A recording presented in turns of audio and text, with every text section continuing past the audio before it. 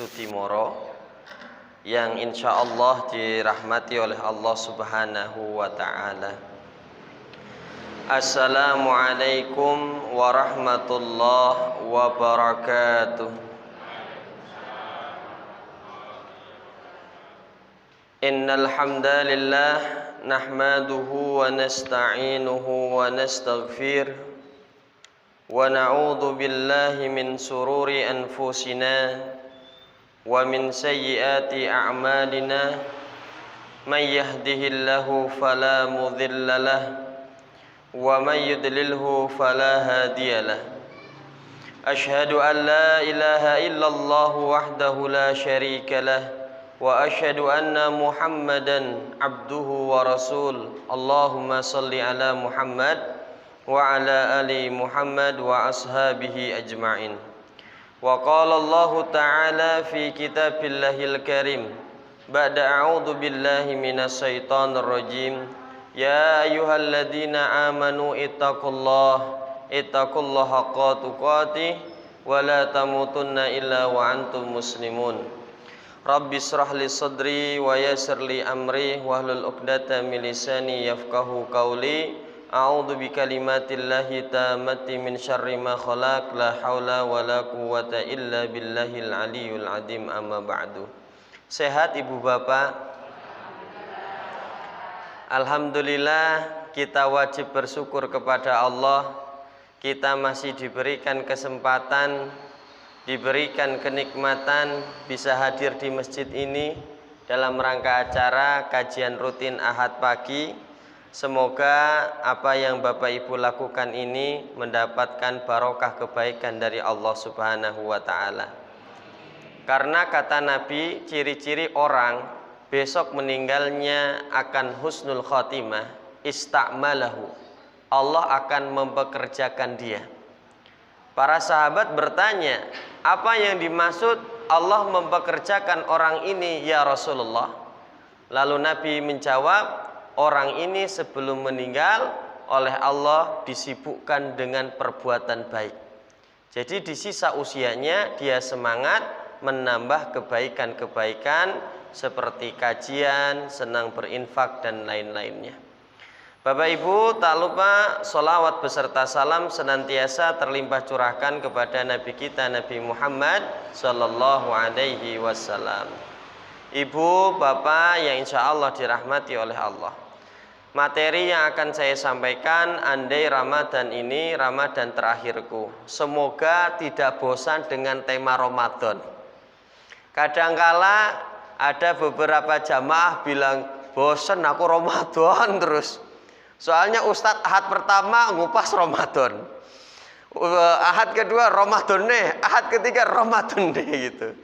Tapi tidak tidak bosan-bosan lah Bapak Ibu, karena setiap ustadz itu punya gayanya masing-masing.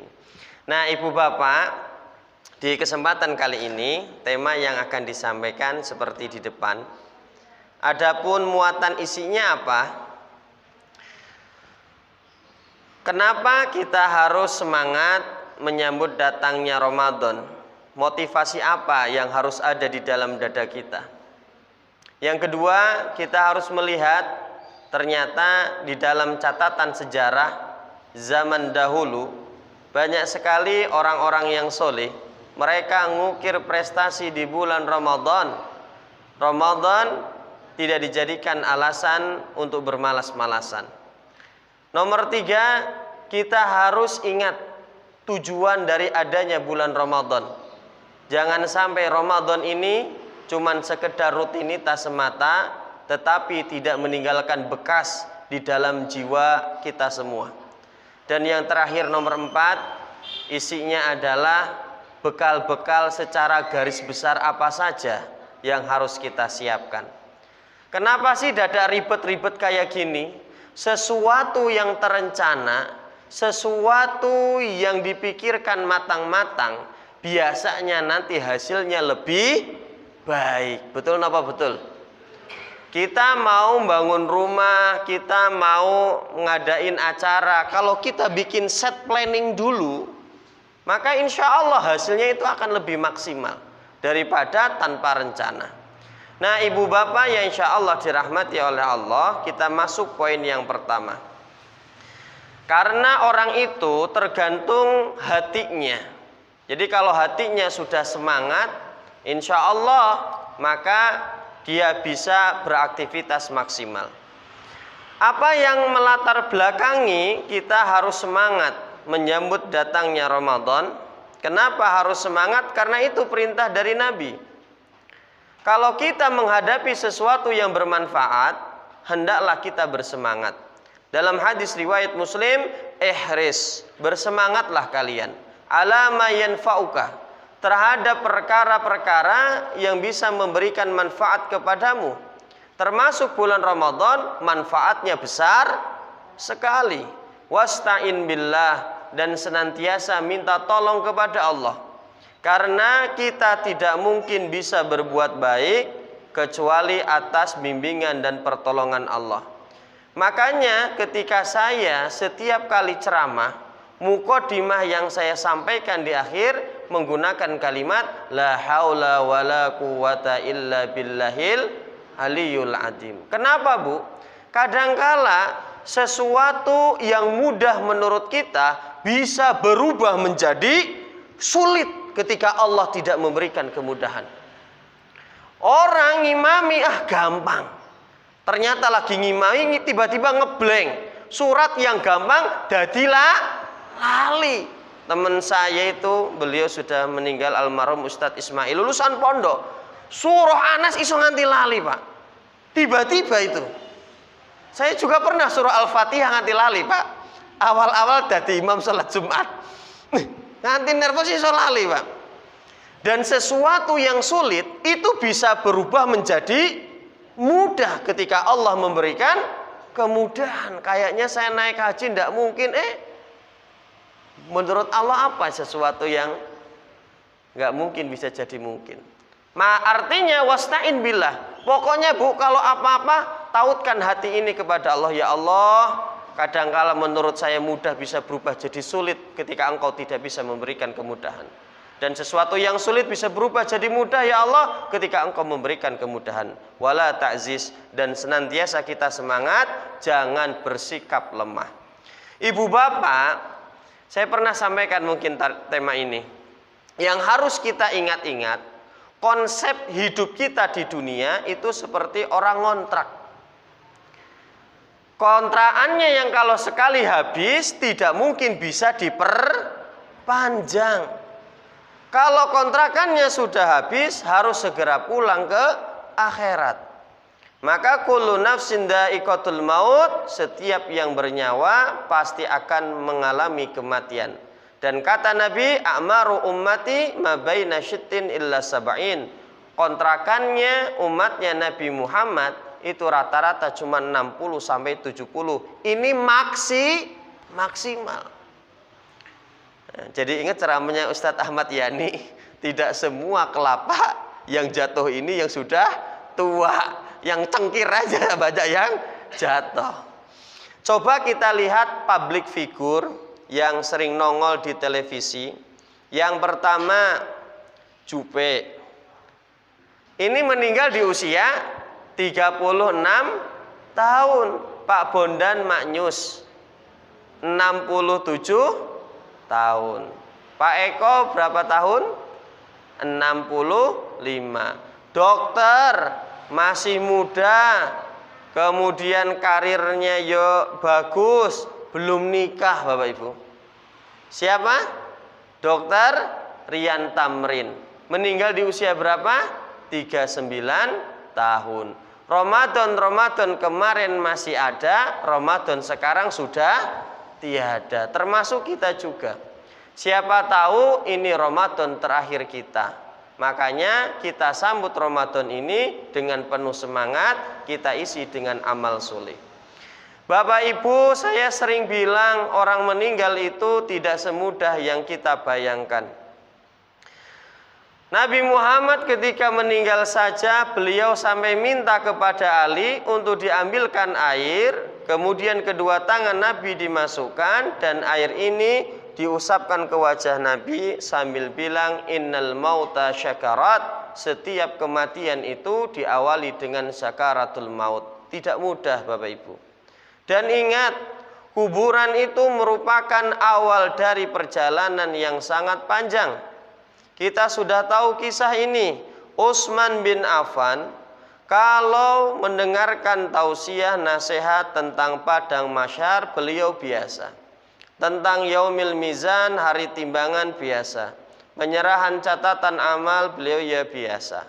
Tapi kalau sekali melihat kuburan, beliau langsung nangis sampai jenggotnya dibasahi dengan air matanya. Apa kata Utsman? Innal qabra awwalu manazil akhirah. Kuburan itu merupakan awal pertama kali perjalanan menuju kampung akhirat. Fa in naja minhu, barang siapa yang selamat di alam kuburnya, fama ba'dahu aisaru minhu, maka perjalanan selanjutnya akan makin mudah, dan makin mudah. Wa in lam yanju minhu, barang siapa ketika di alam kuburnya dia tidak selamat, dia mendapatkan siksaan yang sangat berat, maka fama ba'dahu asyaddu minhu, perjalanan selanjutnya makin berat. Kalau kita lihat literasi, inilah perjalanan kita Bapak Ibu. Kita sekarang berada di alam dunia, kita lanjutkan besok ke alam kubur. Nah, di alam kubur penentu. Kalau dia mendapatkan nikmat kubur, maka perjalanan selanjutnya dia mudah-mudah sampai dimasukkan ke dalam surga. Begitu juga sebaliknya Bapak Ibu. Makanya kita sudah sepakat, ciri orang yang benar-benar cerdas bukan diukur dari titel yang banyak yang nempel di depan dan belakang namanya. Kata Nabi, fa'ayul mu'min akyas, siapa yang cerdas itu?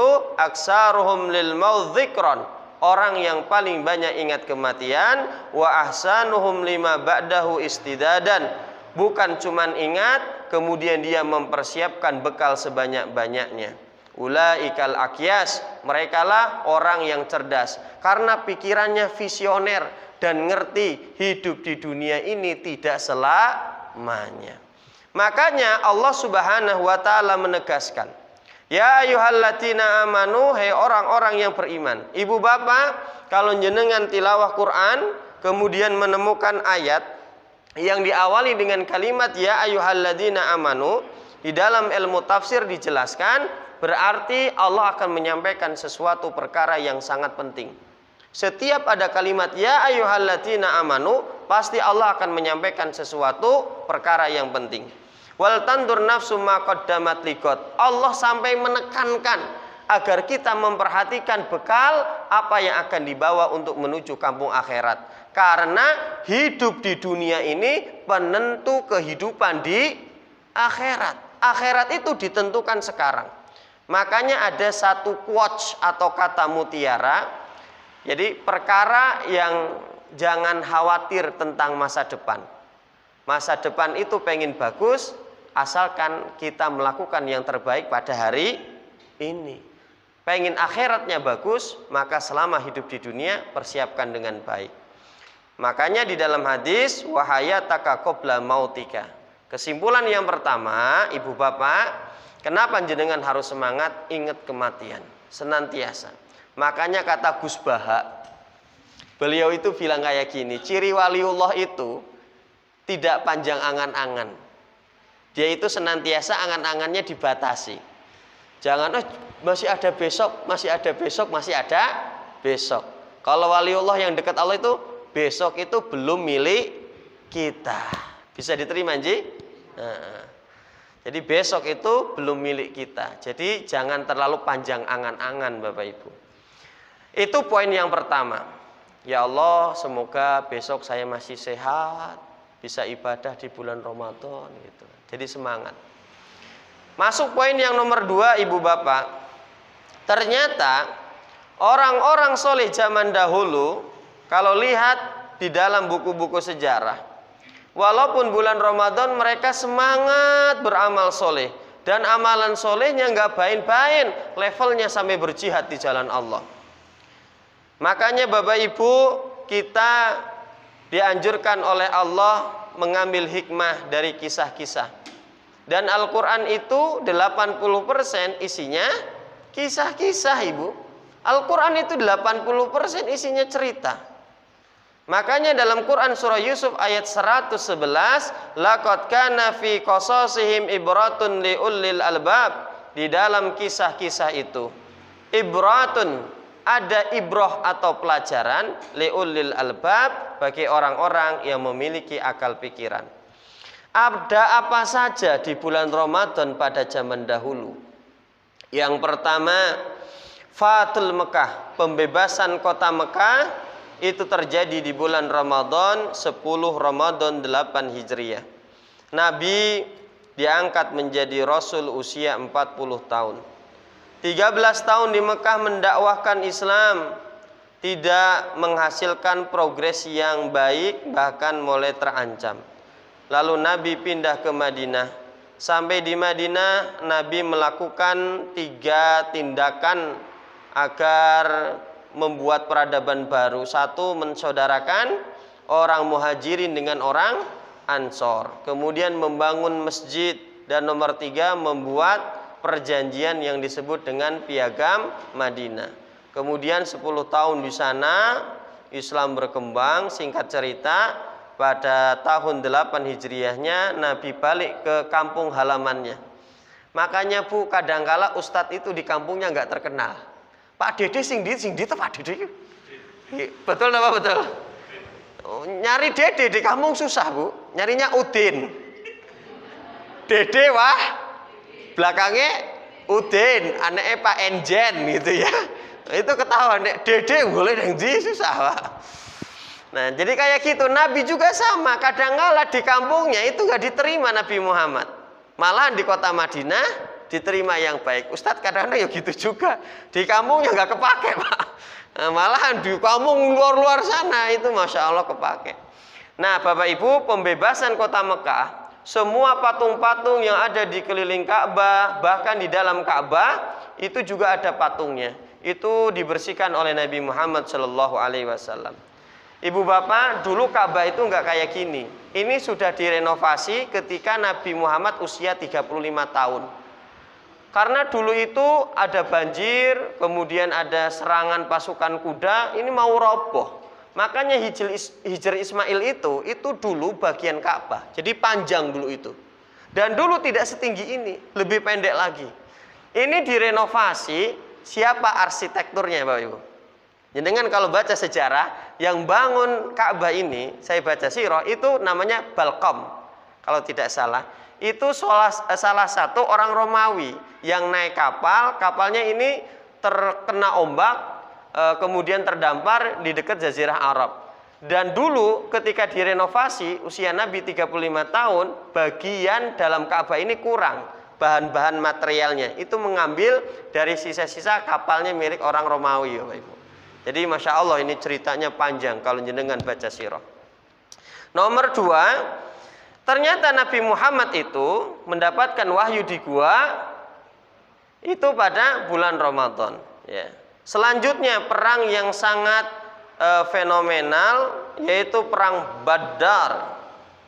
Yang 313 muslim harus bertarung dengan 1000 orang kafir. Secara hitung-hitungan teknik peperangan pasti kalah. Tapi akhirnya apa sih yang nggak mungkin menurut Allah tadi loh?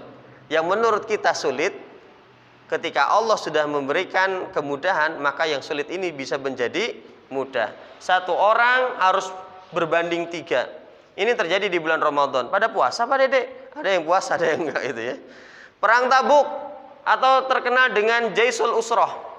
Jaisul Usrah itu pasukan yang dalam keadaan kesulitan.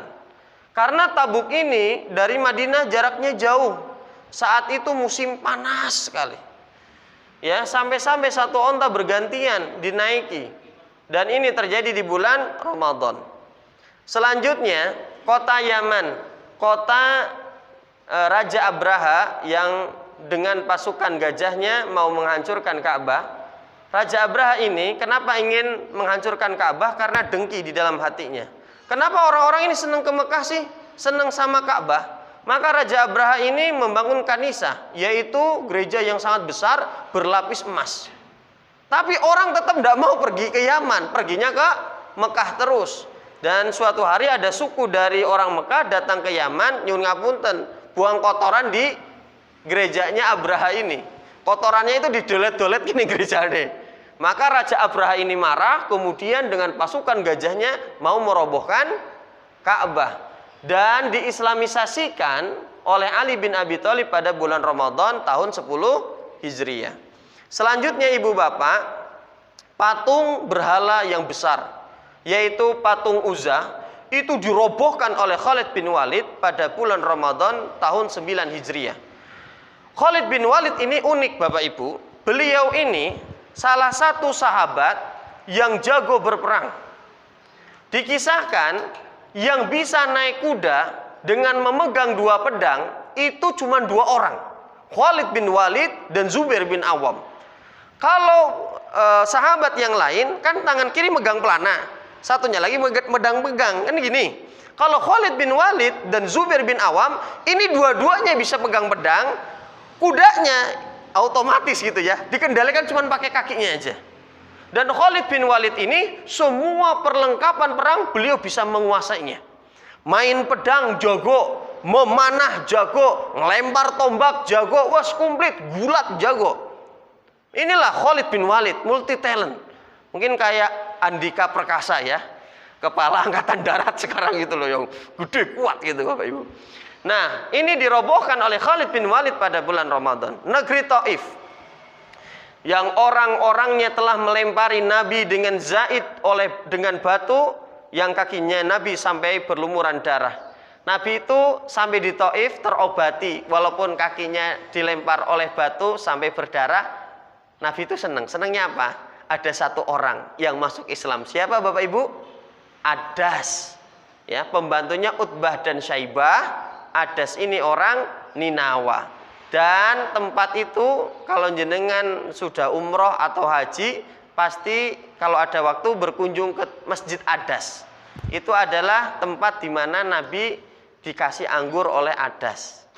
Dan negeri Taif ini alhamdulillah dulu nggak dihancurkan oleh malaikat penjaga gunung. Kalau ditumplekkan sekarang udah nggak ada berarti ya. Dan diislamisasikan itu pada bulan Ramadan. Negeri Andalusia Spanyol. Ibu bapak, pemerintahan Islam itu didirikan pertama oleh Nabi Muhammad di kota Madinah.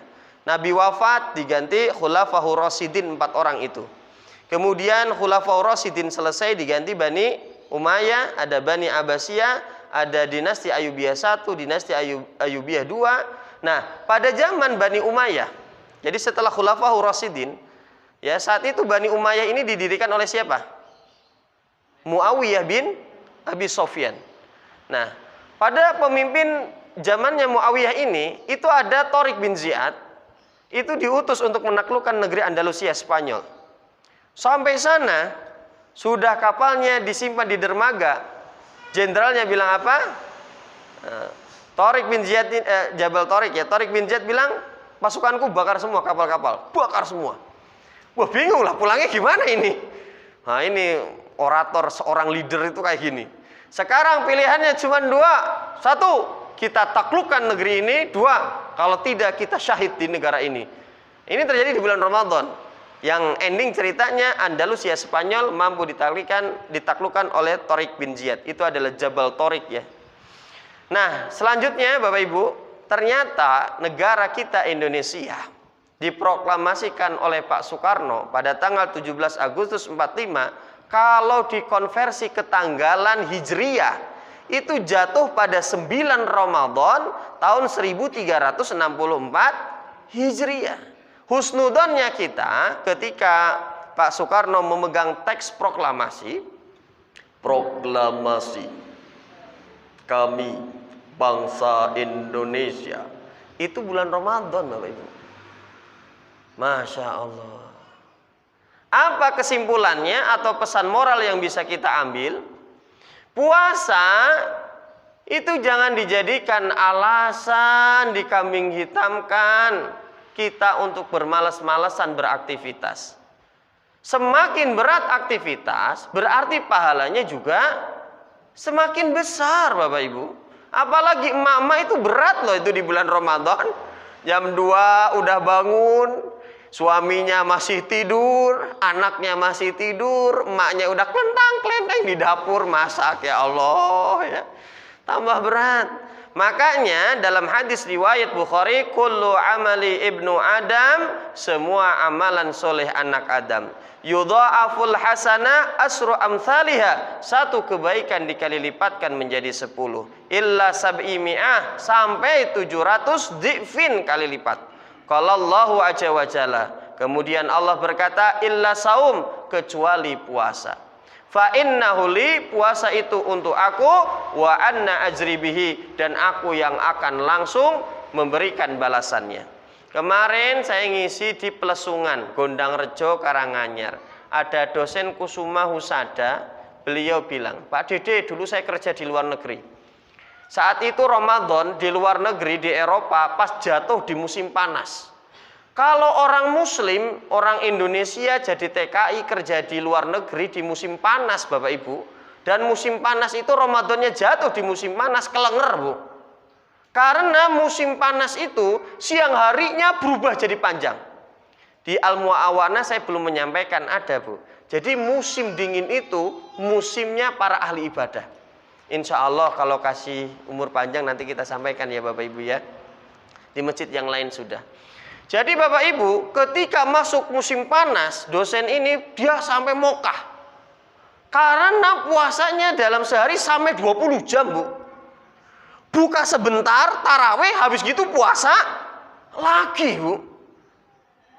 Itu kalau punya negara yang 4 musim tuh kayak gitu. Kalau di Indonesia cuma 2 musim, yang antara siang antara musim hujan sama ini nggak terlalu kacek. Kalau di sana berat sekali lah. Gimana Pak Dede? Saya sudah berusaha. Gimana kalau kerja terus saya nanti pingsan. Sampai teman-temannya di kantor bangun-bangun gitu ya, dikasih permen gitu ya. Karena saking nggak kuatnya. Nah ibu bapak, intinya semakin kita berat ya misalnya gitu, insya Allah sebanding dengan pahalanya. Poin yang nomor 3 ibu bapak, jenengan jangan melupakan tujuan adanya bulan Ramadan ini. Jangan melupakan tujuan adanya bulan Ramadan. Karena saya sering menyampaikan, Ustadz Arifin Ilham, kata-kata ceramah beliau yang saya ingat sampai sekarang. Semakin bertambah majunya zaman, teknologi, kecerdasan intelektual manusia semakin berkembang, semakin maju. Kadangkala semakin canggih kayak gini, agama hanya sebagai rutinitas, bukan menjadi sebuah kualitas. Bahkan saya setiap ngisi khutbah Jumat, ya, saya sebelum ngomong, saya bilang gini, ibu nggak ada ibu-ibunya Jumatan ya. Jamaah sholat Jumat, silahkan sebelum khutbah dimulai, yang soft di depannya masih kosong diisi terlebih dahulu, agar lebih utama dan pundaknya tidak dilangkahi oleh jamaah yang baru datang. Kemudian bagi yang membawa handphone, nanti ketika khotib sudah mulai berkhutbah, mohon jangan main HP. Faqat lagho, nanti pahala Jumatnya bisa hilang. Lah saya khutbah Jumat neng kene, orang sini mainan HP, Bu. Lah aku iki apa? Radio bodol kok. Maka saya langsung menekankan gitu, Bu. Nah, semakin bertambah majunya zaman ini, agama jadi rutinitas ibu bapak. Nyuwun ngapunten, waktunya sholat ya sholat, Allahu Akbar di masjid, di musola. Tapi selesai sholat di rumah, di kantor, nafsunya yang akbar. Ketika selesai sholat, mulutnya berzikir subhanallah walhamdulillah. Tapi selesai berzikir, mulutnya juga untuk menghibah, gerenengi, memfitnah, misuh-misuh komplit pokoknya. Nyun ngapunten Bu, jangan tersinggung nggih. Ada emak-emak di luar sana yang kalau sholat pakai mukena, nutupin auratnya, tidak terlihat lekuk tubuhnya.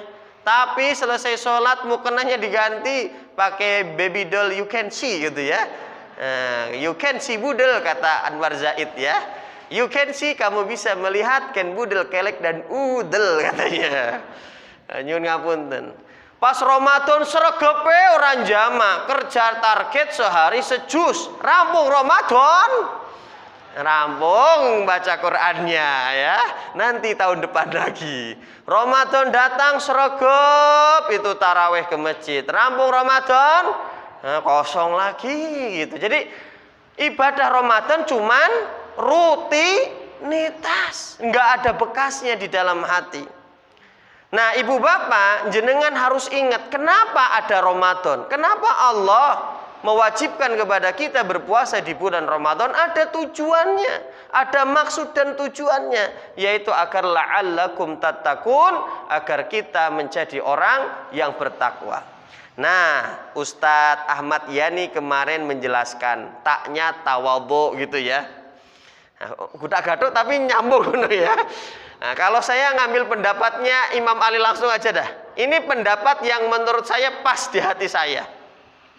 Imam Ali ditanya, ya Ali ma maknal taqwa. Takwa itu apa artinya? Kata Imam Ali, wahai sahabatku, engkau lewat di suatu jalan yang di sana banyak paku, beling, mada takmal. Apa yang kau lakukan? Maka sahabat ini menjawabnya pakai akal langsung ya.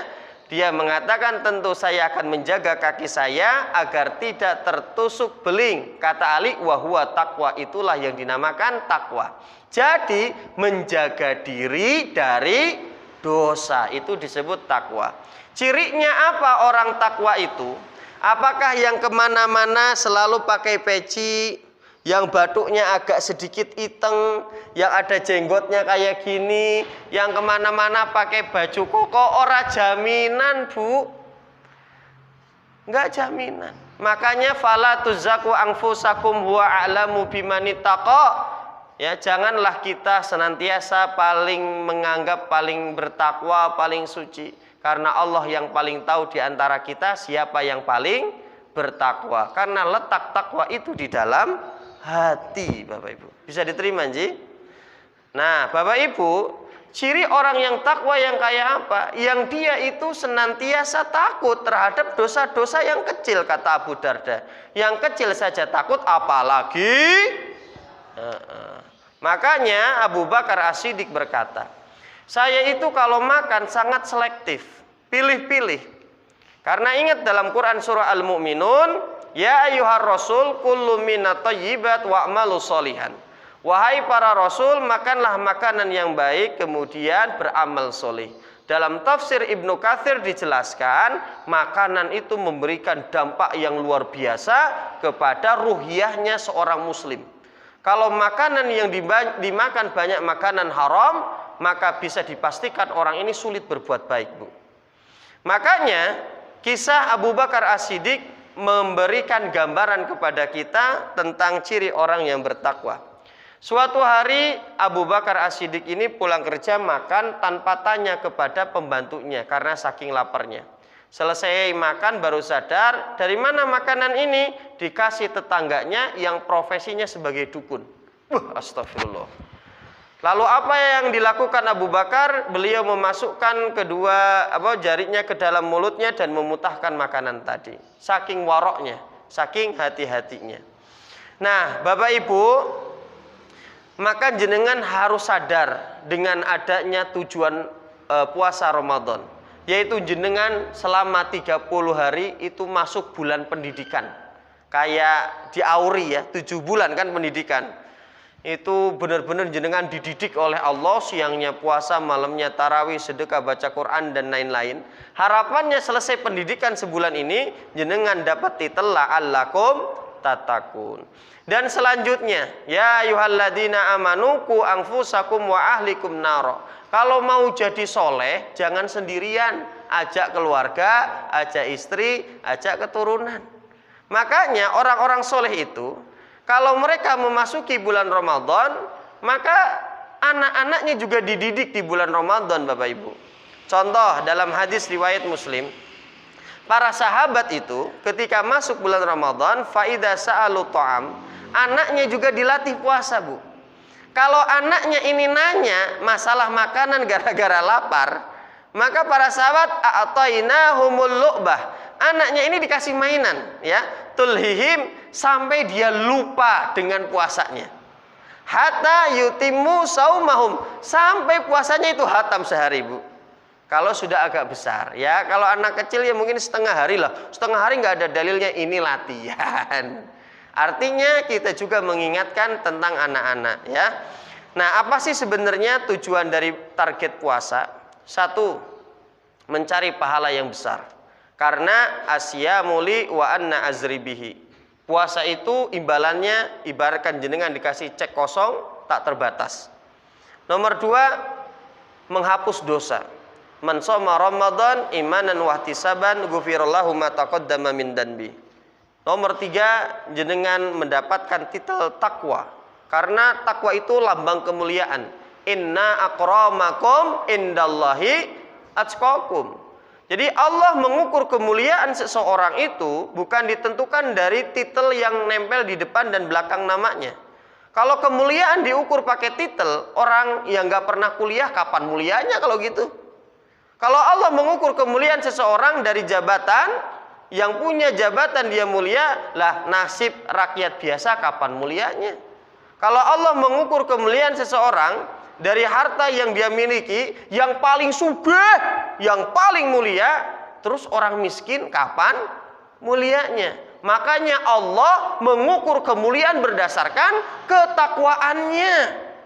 Karena orang kaya belum tentu bisa bertakwa, orang pinter juga belum tentu bisa bertakwa, orang yang punya jabatan juga belum tentu bisa bertakwa. Dan yang terakhir Bapak Ibu, merasakan lapar dan haus, ya, biar kita bisa lebih peduli terhadap orang-orang miskin. Dan jangan sampai sudah jenengan dididik, sregep, ibadah di bulan Ramadan, Syawal, bebas. Jenengan itu kata Allah disindir dalam An-Nahl 92, wala takunu kallati naqadat ghazlaha min ba'di quwwatin ankatha. Janganlah kalian itu seperti membuat pakaian dari kain wol sudah disulam bagus, kemudian jenengan brodoline. Udah dilatih, siangnya sregep puasa, malamnya tarawih, Syawalnya malahan bebas. Eman.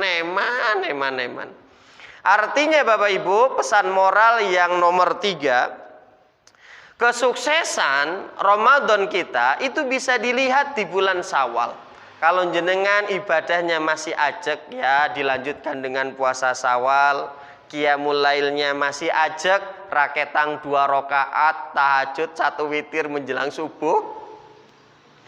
Berarti alhamdulillah jenengan ibadah Ramadannya banyak yang diterima. Kemudian di bulan Syawal jenengan apa-apa mulai mikir, takut dosa, jenengan dikategorikan puasanya banyak yang diterima oleh Allah Subhanahu wa ta'ala. Bisa diterima sampai sini Ibu Bapak? Udah sampai belum? Diselanjutkan mawon Bu. Makanya kalau mau berangkat pengajian itu bawa tas kecil, ada air minum, buku catatan, Al-Quran, bawa jari. Kayak nyelondor ditutupi kakinya gitu ya. Terakhir Bapak Ibu, nah insya Allah sampai jam 7 selesai. Bekalnya apa toh Pak Dede? SBK. Apa SBK? Seni budaya dan keterampilan. Wah, banyak Pak Guru di sini ya. SBK itu 1 S-nya adalah stop maksiat, B-nya banyak ibadah, dan K-nya kurangin hiburan dunia. Dah bekalnya ini. Jadi di stop lah. Berarti bar Ramadan lanjutnya Pak Dede ya jangan ya. Ya, masuk bulan Ramadan stop maksiatnya. Karena berbuat maksiat membuat jenengan akan berat dan malas untuk beribadah. Sholat tarawih pun sholat tarawih kan sunnah yo. Sing wajib weh. Sing wajib lah. Nyuhun ngapunten, kalau dipikir logika, sholat wajib itu misalnya duhur paling lama berapa menit toh Pak? 5 menit sih.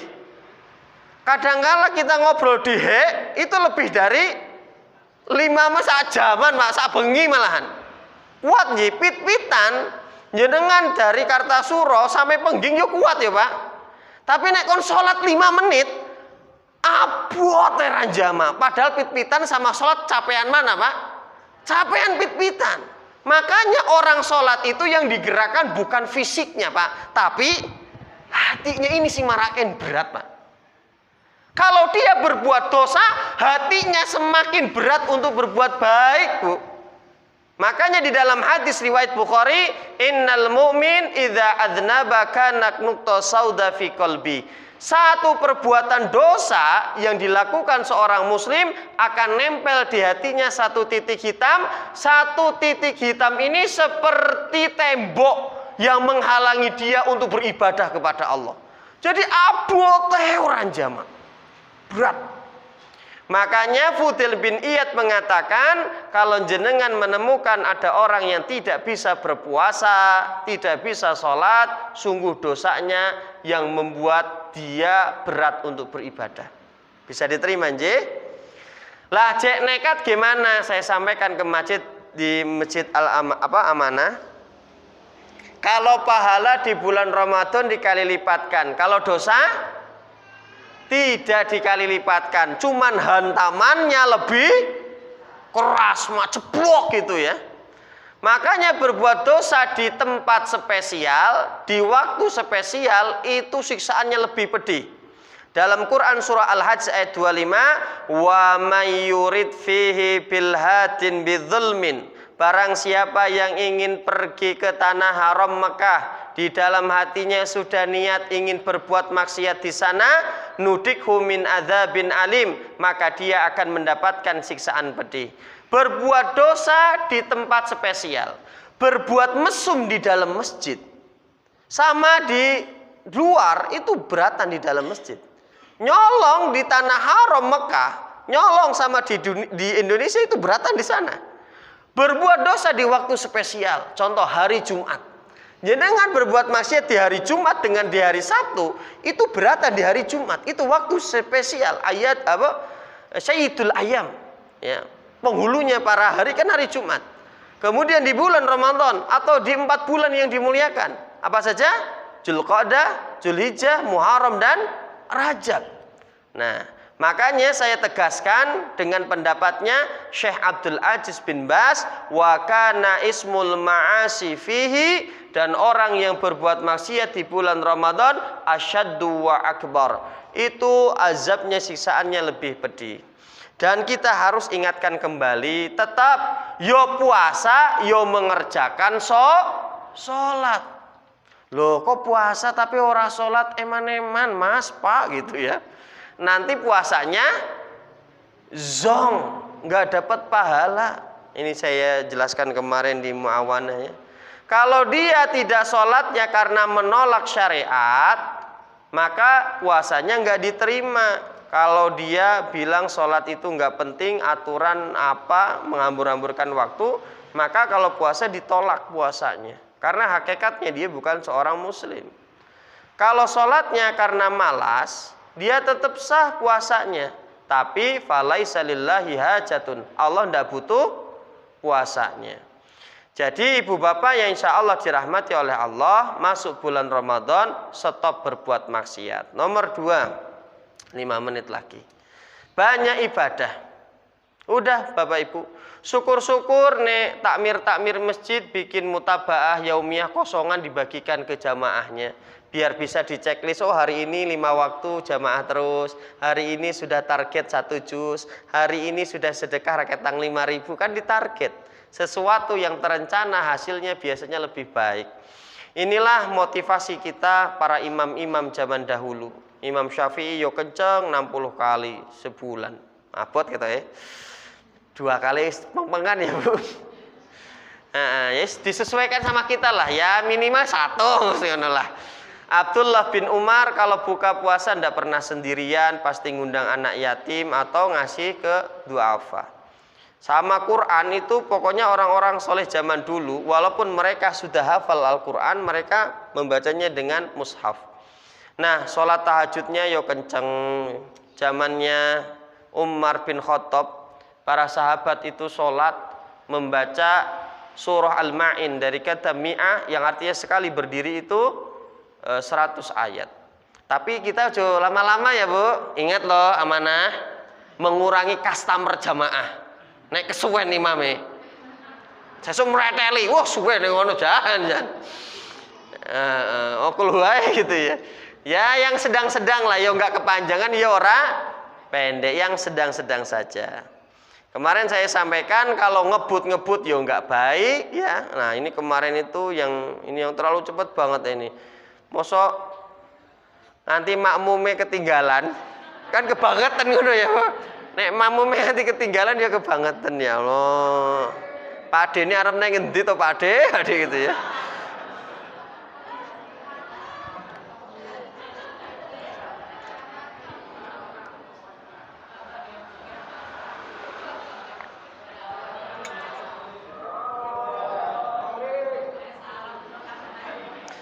Mbah Uti Mbah Kung sesuk kapok taraweh. Gah ngono.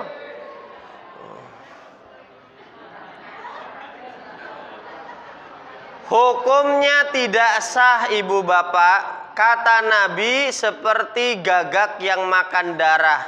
Sholat Rasulullah Shallallahu Alaihi Wasallam bi ashabihi, Nabi sholat dengan para sahabat. Thumma jalasa fi ta'ifatin minhum. Selesai sholat duduk bareng. Fadakhalar rajul, masuklah seorang laki-laki, faqama yusalli faja'ala yarka'u wa yankuru fi sujudihi. Yang orang ini sholat sujudnya cepet banget. Lalu Nabi ngasih komentar, atarauna hada, apakah kamu lihat barusan orang sholat? Man mata ala hada mata ala ghairi millati Muhammadin. Kalau sampai meninggal, orang ini sholatnya nggak berubah kayak gini terus, maka dia meninggal bukan umatnya Nabi Muhammad. Bayangkan, karena Nabi itu tidak mengajari sholat secepat itu. Lalu kata Nabi, yankuru sholatahu kama yankurul ghurabud dam. Dia sholat seperti gagak yang sedang makan bangkai sambil menghirup darah bangkainya. Tuk tuk tuk tuk tuk tuk tuk tuk gitu ya. Maka terus ojo suwe-suwe juga. Ya ini jangan lama-lama. Sahabat Nabi Mu'ad saja ditegur oleh Nabi Muhammad ketika mengimami sholat yang terlalu lama. Anna Mu'ad ibnu Jabal radhiyallahu anhu kana yusolli ma'an Nabi, dia sholat di belakang Nabi Mu'ad ini. Kemudian thumma yati qaumahu, dia pergi menuju kampungnya, fayusolli bihim, dia mengimami kaumnya. Faqara'a bihim al-Baqarah. Kemudian Mu'adz ini membaca surah Al-Baqarah, Bu. Ya Allah, surah Al-Baqarah, Bu. Saking lamanya fatajawwaja rajulun, maka ada seorang jamaah yang meninggalkan sholatnya. Sholat khafifah, dia sholat di belakang sendirian yang ringan, Bu. Saking lamanya. Lalu Nabi ditegur, Ya Mu'ad afatanun, apakah engkau akan menimbulkan kegaduhan dengan cara mengimami yang panjang gitu? Kalau kamu ngimami, bacalah asyam, ad-duha, atau sabi isma rabbikal. Iku wis dawa ya, Bu. Jenengan wis tekan witir, imame baca sabi isma, wah iki dawa iki ngono ya. Tahan. Makanya Bu, kalau saya ngimami tarawih itu komplit, Bu. Jadi di depan itu bawa minum sendiri, sekarang ya bawa minum dewe gitu ya. Jadi gimana caranya ngimami yo nyaman gitu. Nah, ibu bapak yang insya Allah dirahmati oleh Allah dan dianjurkan, nek masuk bulan Ramadan pelitnya jangan nambah ya, Bu. Sing rada lumo. Karena sedekah di bulan Ramadan itu spesial.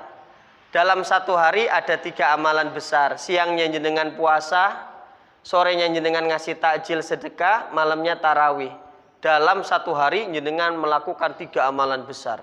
Dan potensial masuk surganya itu lebih besar. Harusnya jenengan lebih lumo, karena yang mengganggu jenengan setan-setan ini, yang mengganggu membisikkan kemiskinan dengan sedekah, kan pada di penjara. Harusnya jenengan lebih dermawan. Kalau jenengan makin pelit, berarti ada setan yang tidak di penjara, Bu. Ini bulan Ramadan, obral pahala. Ayo dibeli itu ya. Dibuka selebar-lebarnya, jangan disia-siakan. Terakhir ibu bapak, fenomena yang terjadi, banyak sekali orang-orang tidak menghargai waktu-waktu yang ada di bulan Ramadan, kemudian mengisinya dengan berbagai perkara-perkara yang mubah, tidak bermanfaat di dunia, juga tidak bermanfaat di akhirat. Jadi hati-hati, eman-eman Bapak Ibu, karena waktu itu Bapak Ibu sekali pergi tidak mungkin bisa kembali. Al-waktu anfasun, waktu itu seperti nafas, hembusan nafas. La ta'udu, sekali keluar nggak mungkin bisa balik lagi. Barang siapa yang hari ini, hari apa ini? Hari Ahad, tanggal berapa? Tanggal 4. Ada orang yang malas sholat subuh tadi. Kemudian dia tidak sholat subuh, besok sudah masuk hari Senin, makaryo lagi. Maka sholat subuh yang dia tinggalkan hari Ahad ini seumur-umurnya tidak mungkin bisa kembali lagi. Sekali pergi maka tidak akan pernah kembali lagi. Barang siapa yang menyia-nyiakan bulan Ramadan besok, bulan Ramadan tahun 1442 Hijriah, dia ada satu hari yang mokah, tidak ada ulusan syar'i, maka selama-lamanya hari itu tidak akan bisa tergantikan lagi. Bisa diterima ya. Nah Bapak Ibu, alhamdulillahirabbil alamin. Selesai jam 7 pas. Stop maksiat karena menghalangi ibadah Ramadan, obral pahala, bersemangat menambah pundi-pundi amal, dan kurangi hiburan dunia, semangat mengejar mencari pahala untuk bekal menuju kampung akhirat. Kelamaan napa mboten niki? Pas ya, on time nggih. Alhamdulillah. Ibu bapak, untuk acara selanjutnya monggo kalau ada yang ingin ditanyakan. Kalau saya bisa, saya langsung jawab. Kalau tidak bisa, saya jadikan PR. Monggo.